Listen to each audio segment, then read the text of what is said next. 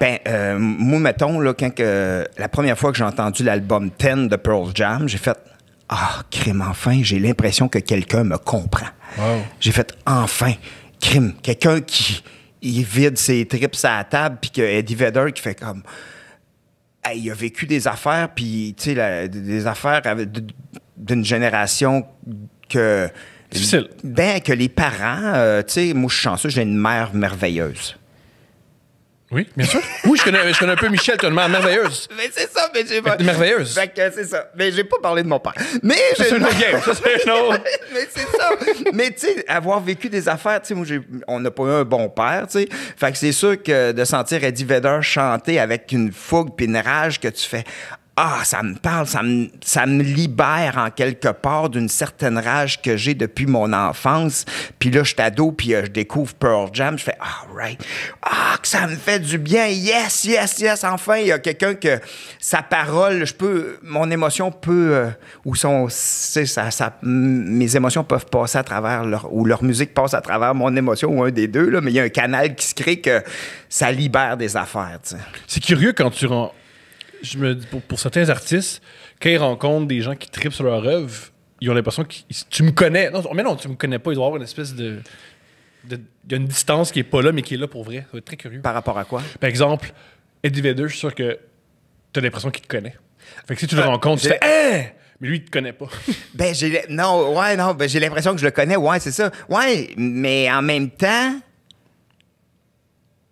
je connais pas cette personne-là, mais je reconnais sa sensibilité. Je comprends.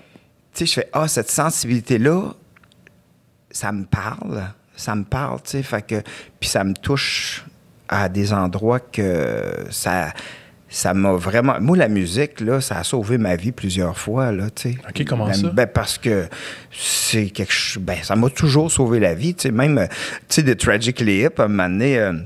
Gordon Downey, le chanteur de Tragically Hip, qui est décédé d'un cancer du cerveau il y a 2 ans, dans le fond. Puis c'est un des plus gros bands canadiens, dans le fond, les Tragically Hip. Pour ceux qui ne connaissent pas ça, ils ont quand même... tu sais, dans le fond, quand ils ont fait leur dernier spectacle à Kingston, à Kingston, en Ontario, c'était l'événement, le deuxième événement le plus regardé de tous les temps au Canada, à la télévision, parce que les autres, ils sont natifs de... En tout cas, tout ça pour dire que, même à un moment donné, ils m'ont tellement fait de bien dans ma vie que je leur ai écrit pour dire merci pour votre musique, vous m'avez aidé tellement, puis c'est pas grand-chose, mais...